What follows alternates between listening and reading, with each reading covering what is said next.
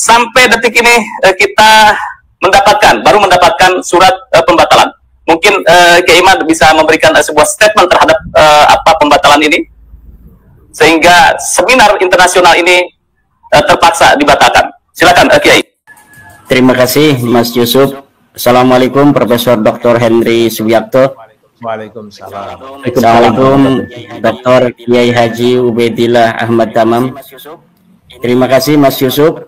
Ini orang yang paling bertanggung jawab dalam tidak terselenggaranya acara diskusi ini adalah Mas Yusuf Mas.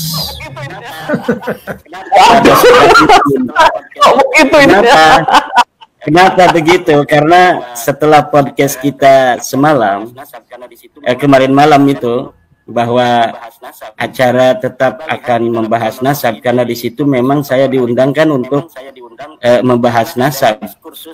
Coba lihat di dalam kronologi dari Profesor Dr. Arif itu, memang saya diundang karena adanya diskursus di tengah masyarakat tentang nasab Alawi yang menurut tesis saya nasab yang terputus, nasab yang batilun, nasab yang munqati'un, mardudun wa maudhu'un. Situlah LP2M mengundang saya kan. Kemudian ketika podcast semalam itu kita bersama pada Suka TV, saya ungkapkan apa-apa yang akan saya narasikan di dalam forum diskusi publik internasional itu.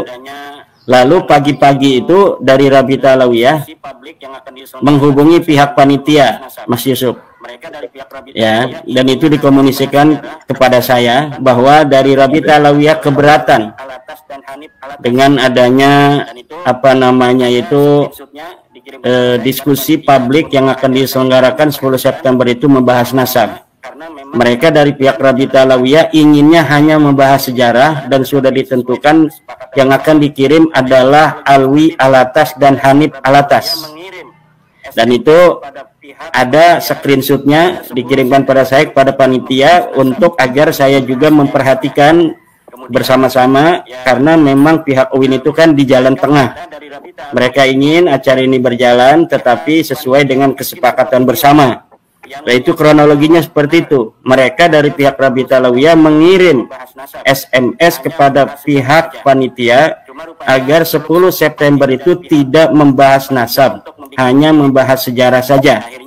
Kemudian ya mereka meminta dari Rabita Alawiyah itu untuk pihak panitia membuat sebuah video yang menyatakan bahwa benar tanggal 10 September itu tidak membahas nasab, hanya membahas sejarah saja. Cuma rupanya belum sempat ini dari pihak panitia untuk membuat video itu. Akhirnya mungkin terjadi sebuah hal-hal yang di luar kendali, yaitu datangnya dari yang mengaku sebagai dari Mabes Polri itu bahwa acara jangan sampai kalau bisa dilaksanakan karena ada ancaman-ancaman keamanan. Itu mungkin kronologisnya itu. Jadi memang gara-gara pada Suka TV itu dari mereka menonton. Kalau bisa disalahkan ini yang ajak podcast ini. Karena memang ini pada Suka ini kompor kan. Jadi setelah pada Suka ini kan ditonton oleh bukan hanya di Indonesia, pada Suka ini Mas Yusuf ditonton juga oleh dari Yaman, dari Mekah, dari Malaysia. Ini banyak orang yang sekarang sedang memperhatikan isu-isu nasab, dan salah satu channel favorit mereka adalah pada Suka TV untuk mendapatkan informasi tentang bab nasab yang sedang terjadi diskursus di Indonesia ini. Maka Rabita Alawiyah ketika melihat pada Suka TV, mereka mungkin gimana gitu kan, mereka berani gitu kan membuat framing untuk datang dan sebagainya. Kalau bisa jangan bahas sejarah saja tapi bahas nasab, kan dalam videonya begitu. Tetapi dari belakang mereka mengatakan tidak boleh bahas nasab kan. Nah itu yang sebenarnya terjadi, dan itu masih ada buktinya berupa screenshot SMS atau WA yang disampaikan kepada saya sebagai dari pihak UIN mengharapkan acara itu sebenarnya terjadi, dilaksanakan, tetapi dengan kesepakatan bersama itu. Saya waktu itu belum memberikan statement apakah betul saya bersedia untuk hanya membahas sejarah, karena memang kalau bahas sejarah itu sudah ada tokohnya, yaitu Profesor Dr. Sumanto Al-Qurtubi. Kalau saya lebih ke dalam masalah nasab Alawi yang saya teliti kan. Jadi saya tadinya itu kalau misalnya sampai terjadi, ini luar biasa sekali. Tapi apapun yang terjadi, saya respect apresiasi terhadap UIN, Wali Songo yang telah berupaya untuk mendudukkan bersama pihak-pihak yang sedang berdiskursus ini agar ada solusi di tengah-tengah masyarakat. Walaupun itu bukan keputusan, hasil diskusi itu adalah kesimpulan bukan keputusan. Tetapi minimal masyarakat akan melihat bagaimana sih dalil-dalil yang diberikan oleh saya sebagai orang yang telah secara yakin meyakinkan, hakul yakin, bahwa Ba'alawi ini memang bukan keturunan Nabi. Lalu bagaimana dalil-dalil yang akan diberikan oleh Rabita Alawiyah untuk mengkanter daripada tesis saya itu? Ini mungkin masyarakat sangat menunggu itu. Karena memang diskusi itu ada yang dilakukan untuk ma'rifatu haqiqati syai'i bil yakin, ingin mengetahui hakikat sesuatu dengan yakin, yaitu tahaqquq wa tasabbut. Ada juga diskusi yang dilaksanakan hanya ingin mengatakan bahwa kita belum menyerah gitu. Seperti diskusi yang sedang akan dilaksanakan di Rabita Alawiyah, yang mereka mengundang beberapa orang dengan forum tertutup. Itu bukan diskusi untuk ma'rifatu haqiqati syai'i bil yaqin, tetapi hanya untuk mengesankan kami belum menyerah gitu. Kami masih struggle for eksistensi. Kami masih struggle untuk belum menyerah bahwa kami bukan cucu Nabi. Tidak. Nah itu yang sedang diupayakan, dan kita memahami itu sebenarnya ya.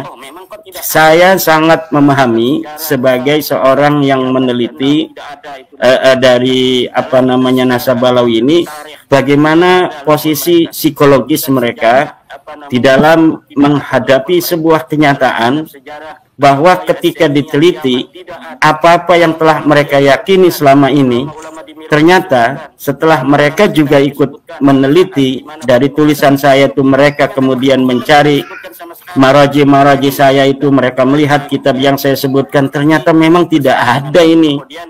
Ternyata memang tidak ada sebuah kitab nasab pun yang ditulis dari abad ke-4 sampai abad 9 yang menyebutkan bahwa Ubaid, leluhur mereka ini anak Imam Ahmad bin Hambal, Imam Ahmad bin Isa, seorang keturunan Nabi yang terkonfirmasi. Ternyata benar loh, Ubaid ini nggak ada di kitab-kitab nasab dari mulai abad 4 sampai abad ke-9. Oh ini katanya Imaduddin ini mengatakan leluhur mereka Faqih Muqaddam, Sohib Mirbat, Ali Qoli Qasam, Ubaidillah, yang katanya imam itu tidak ada di dalam kitab sejarah sama sekali. Setelah mereka juga melihat referensi-referensi saya, dilihat di dalam kitab-kitab sejarah yang saya sebutkan, oh memang kok tidak ada ini dalam kitab sejarah Musallam Al-Haji di abad ke-6, tidak ada itu nama leluhur mereka. Dalam kitab sejarah Al-Kamil fit Tarikh tidak ada leluhur mereka. Dalam kitab sejarah As-Suluk tidak ada leluhur mereka. Dalam kitab sejarah Al-Ataya As-Saniyah di Yaman tidak ada.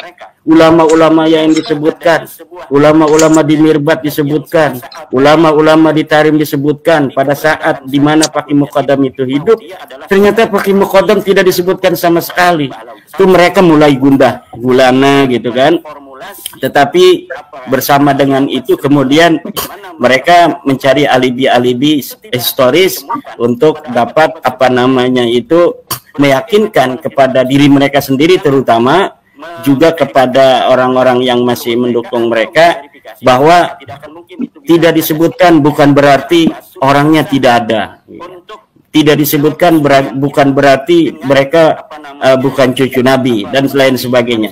Inilah yang akan terjadi, nanti kita akan lihat dari tanggal 7 yang kami ini diundang, tapi kami sudah firm bahwa kami tidak akan datang dalam forum-forum yang tidak netral seperti di Rabita Alawiyah itu, bahwa dalil-dalil yang mereka sampaikan sama sekali tidak akan bisa menjawab daripada tesis saya itu. Kenapa saya bisa berkeyakinan seperti itu, Yusuf? Karena algoritma dari abad 9, bagaimana penyambungan usaha-usaha itu dilakukan, itu sangat terbukti nyata bagaikan matahari di siang hari, bahwa memang nasab mereka itu dipabrikasi pada abad ke-9 dengan mengokulasi sebuah nasab seorang ulama di abad ke-8 atau di abad ke-7 ya, 620 Hijriah, yaitu Abul Jadid, untuk disebutkan sebagai saudara mereka tanpa adanya sebuah dalil dari kitab yang semasa atau yang mendekati dari keberadaan Syarif Abul Jadid bahwa dia adalah saudara dari Alwi, leluhur daripada Ba'alawi. Sama sekali tidak ada. Jadi daripada formulasi di abad 9 bagaimana mereka mencangkokkan nasab itu tidak akan ditemukan pada abad-abad sebelumnya berbagai macam manuskrip yang akan memverifikasi keberadaan leluhur mereka atau memverifikasi nasab mereka. Tidak akan mungkin itu bisa ada. Rumel Abbas sudah berusaha untuk menjawab kesunyian itu dengan mencari manuskrip, sanad-sanad, tetapi itu sudah dapat dibuktikan sanad itu sanad yang palsu, karena sebuah sanad itu tidak akan berdiri sendiri, dia akan menyebut nama-nama dari orang-orang yang bisa jadi orang itu masyhur dan juga yang tidak masyhur. Nah, dari orang-orang yang masyhur itu kemudian kita bisa untuk mengkaji apakah betul dia mempunyai murid seseorang ataukah dia mempunyai guru seseorang yang disebutkan dalam naskah itu. Dan dalam naskah-naskah yang diberikan oleh Rumel Abbas untuk menjawab keterputusan nasab Ba'alawi ini, terbukti bahwa manuskrip itu manuskrip wayang, manuskrip palsu. Kemudian mereka juga bermain di dalam kancah epistemologis. Bagaimana katanya apa yang telah saya tulis di dalam tesis itu tidak sama dengan metodologi para ahli nasab. Sebenarnya saya tidak tidak terlalu ingin memberikan bagaimana metodologi ilmu nasab itu, karena saya yakin mereka sudah paham sebelumnya seperti itu.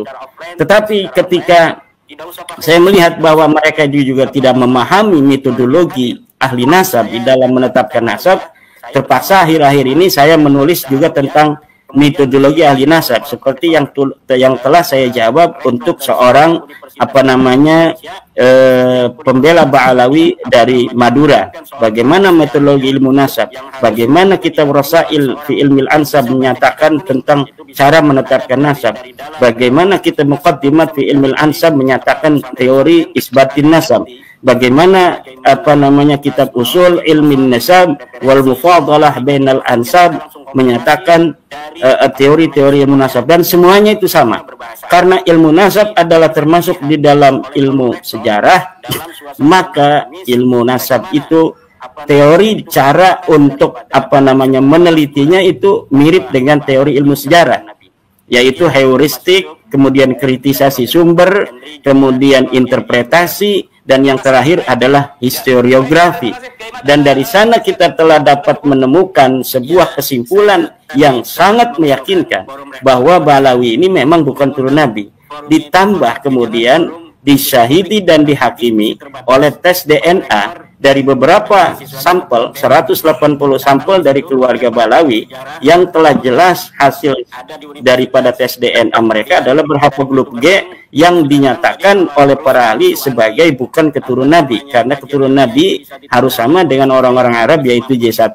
Nah, itu yang apa namanya bisa saya sampaikan, Mas Yusuf. Jadi saya kalau untuk apa namanya itu yang telah diputuskan oleh UIN Wali Songo itu sangat apa namanya mengapresiasi, dan kita juga menerima kalau memang itu sudah menjadi keputusan UIN, walaupun saya kecewa ya.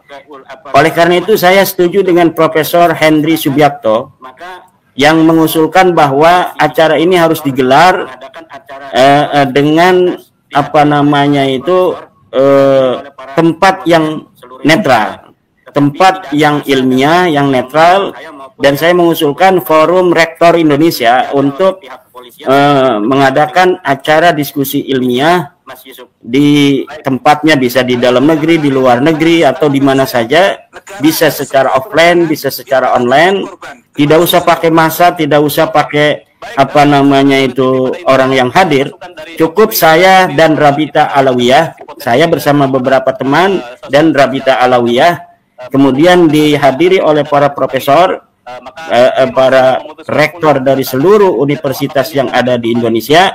Setiap universitas kemudian apa namanya mengirimkan seorang pakar sejarahnya yang harus juga didampingi oleh seorang yang bisa baca kitab kuning. Itu bisa ada dari dalam apa universitas, atau bisa mencari dari apa pesantren-pesantren, agar nanti di dalam bagaimana maraji, masadir, referensi yang diberikan itu kemudian kita langsung konfirmasi dari apa namanya sumbernya yang tentunya berbahasa Arab itu. Nanti akan bisa dilihat oleh forum rektor dalam suasana yang akademis bagaimana apa namanya itu kekuatan daripada sebuah postulat bahwa Ba'alawi ini bukan turun Nabi. Demikian Mas Yusuf dan Profesor Dr. Henry, juga Dr. Kiai Haji Uda.